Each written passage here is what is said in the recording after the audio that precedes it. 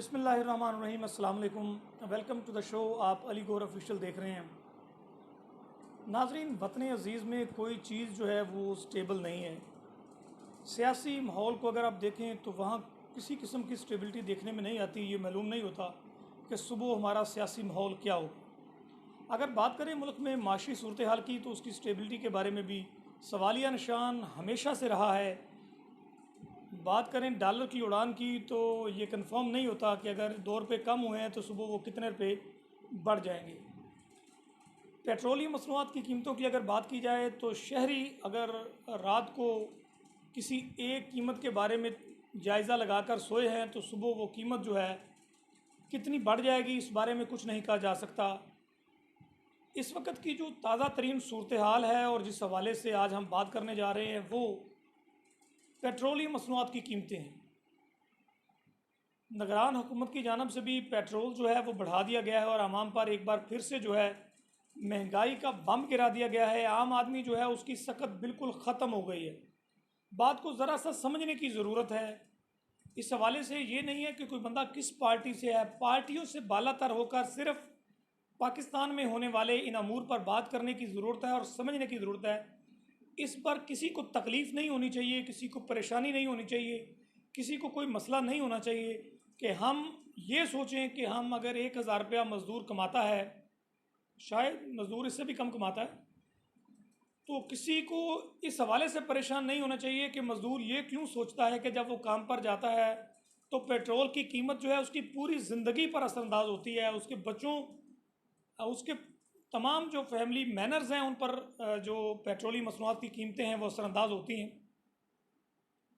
حکومت کے لیے، وزارت خزانہ کے لیے کچھ مشکل کام نہیں ہے۔ پیپر پر ریٹن لکھی ہوئی چیز کو پڑھ کے سنانا کچھ مشکل کام نہیں ہے، بہت آسان ہے ان کے لیے۔ لیکن جن لوگوں نے ان کے اس کارنامے کے بعد گھر چلانا ہے، معاملات زندگی چلانے ہیں، عزت نفس کو برقرار رکھنا ہے، خود کو دنیا کی آفت و مصیبتوں سے محفوظ رکھنا ہے، دیکھیں ہر شخص بیکاری تو نہیں ہوتا، لیکن جب وہ سوال دراز کرتا ہے، جب وہ ہاتھ دراز کرتا ہے اور دستے سوال بلند کرتا ہے تو کچھ لوگ اپنے اندر مر جاتے ہیں، کئی بار روزانہ پہ مرتے ہیں، لیکن اس بات کا حکومت کو کچھ اثر نہیں ہے، ان کے لیے یہ ایک معمولی سی بات ہے۔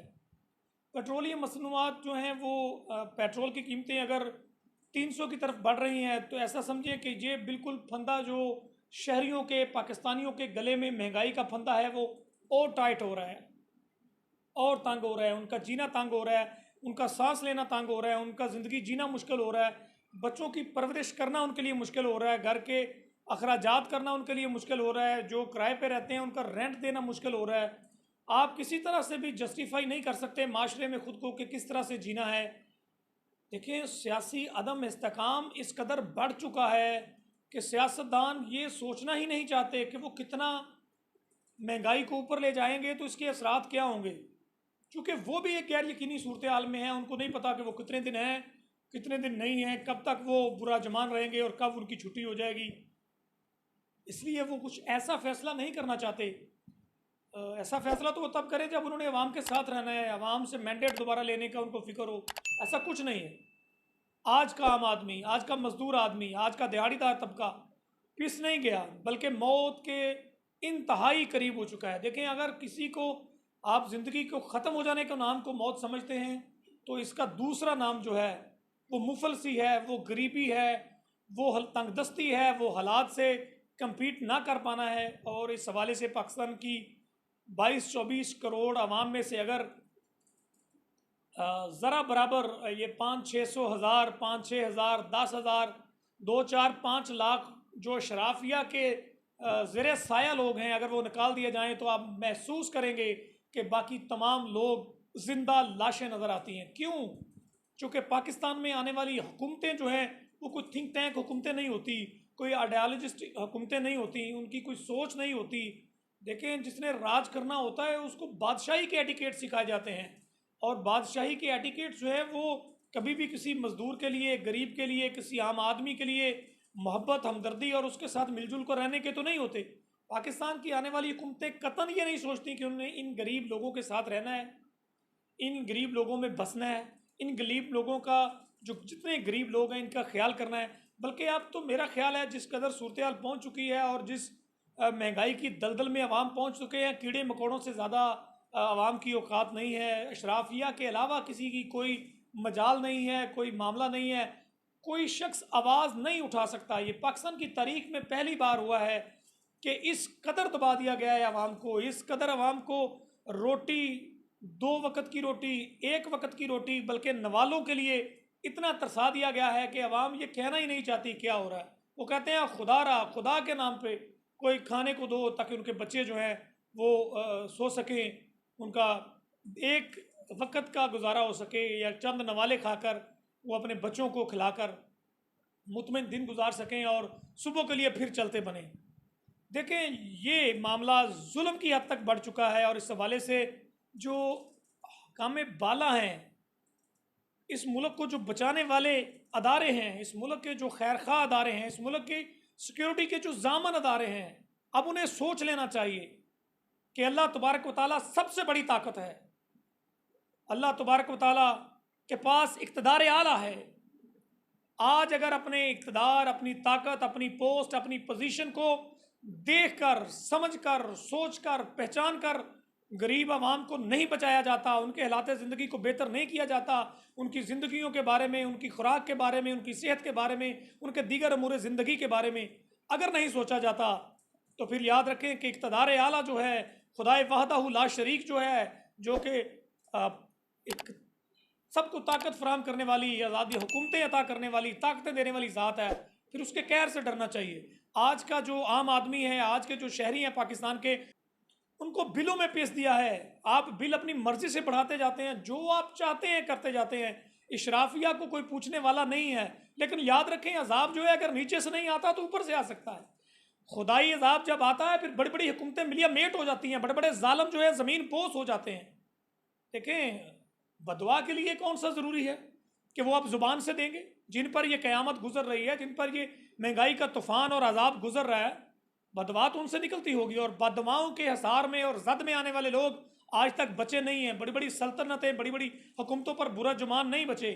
یہ پاکستان صبح قیامت تک کے لیے کام رہے گا، لیکن یہ ظالم حکومتیں نہیں ہوں گی، عوام کا خون نچوڑنے والی حکومتیں نہیں ہوں گی، یہ لوگ نہیں ہوں گے، ان کی قبروں پر دعائے فاتحہ کہنے والے لوگ نہیں ہوں گے۔ اس کی وجہ کیا ہے؟ اس کی وجہ کیا ہے؟ اس کی وجہ یہ ظلم ہے۔ آپ ایسی پالیسیز نہیں بنا سکتے تو پھر آپ آتے کیوں ہیں؟ جب آپ عوام کے لیے فلاح کا کام نہیں کر سکتے تو سیٹ پر بیٹھتے کیوں ہیں؟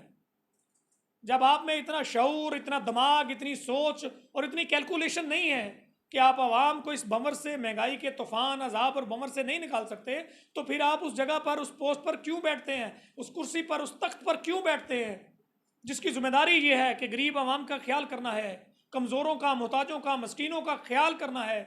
آپ سمجھتے ہیں جو پروٹوکول آپ کو حاصل ہے، یہ جانے والی حکومت نے جس طرح سے آخری دعوتیں اور پارٹی اڑائی ہے، کیا اسی طرح کے کھانے جو ہیں یہ غریب عوام کو میسر ہیں؟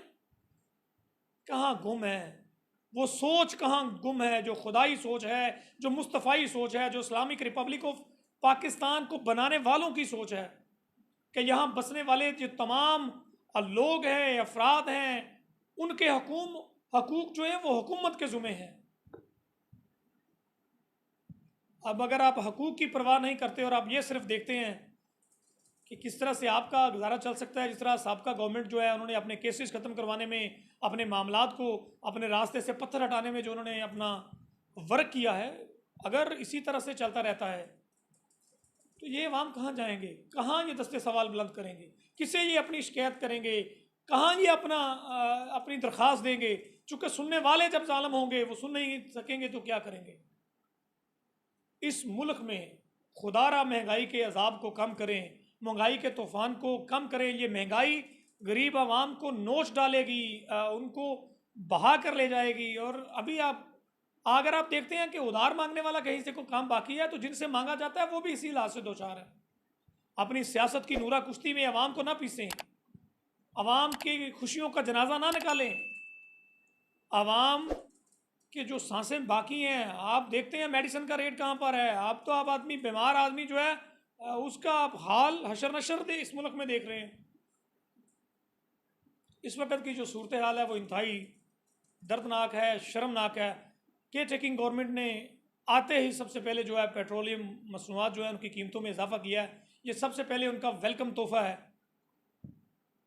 اب اگر بات نہیں کریں گے کس سے فریاد کریں، عوام جو ہے وہ تو کہتی ہے کہ خدا را جو اگر کوئی ملک کی اوپر والی صفوں میں، اشرافیہ کی صفوں میں، اسٹیبلشمنٹ کی صفوں میں اگر کوئی سنتا ہے اور سننے کے لیے اگر کوئی موجود ہے تو وہ سنے کہ یہاں چیخیں نکل گئی ہیں، یہاں چیخ و پکار سنے کوئی، اگر سڑکوں پر لوگ نہیں آ رہے، اگر لوگ احتجاج نہیں کر پا رہے، تو آپ سمجھیں کہ ان میں احتجاج کرنے کی سکت بھی باقی نہیں رہی۔ وہ لوگ اگر احتجاج کے لیے اپنے آواز ریکارڈ کرواتے ہیں تو ان کے لیے چل کے آنا ممکن نہیں رہا۔ ایک دہاڑی اگر ان کی خراب ہوگی، وہ کام پر نہیں جائیں گے تو ان کے بچے جو ہے بھوک سے بلبلا اٹھیں گے۔ اس قدر ضعیف اور کمزور کر دیا ہے عوام کو۔ لیکن یاد رکھیں تخت کے نیچے والی جو ٹیکے ہیں وہ یہ عوام ہیں۔ اگر یہ عوام نہیں رہے گی تو پھر یہ تخت کیسے رہیں گے؟ اگر تخت کی بقا ہے تو جمہور سے ہے، اور وہ جمہور جو ہے، وہ عوام جو ہے پاکستان میں اشرافیہ کے ہاتھوں ذلیل و خوار اور بالکل تنگ دست ہو چکی ہے۔ عوام جو ہے اسے اب ہوش کے ناخن لینا ہوں گے، اب آخری سانسوں میں اچھے فیصلے کرنے ہوں گے، ملک کی بقا کے فیصلے، ملک کی سلامتی کے فیصلے، اور ایسے اداروں کے ساتھ سٹینڈ کرنا ہوگا جو ملک کی بقا اور سلامتی کے لیے آخری صف ہیں، آخری لکیر ہیں۔